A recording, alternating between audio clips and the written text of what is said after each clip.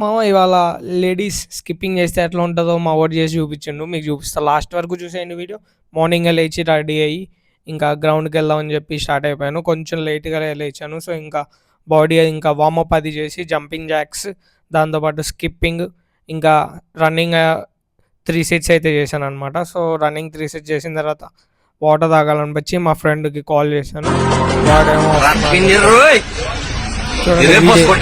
Flash man video మామ ladies skipping చేస్తా అని చెప్పి చూడండి, కోతిలాగా ఎగురుతున్నాడు.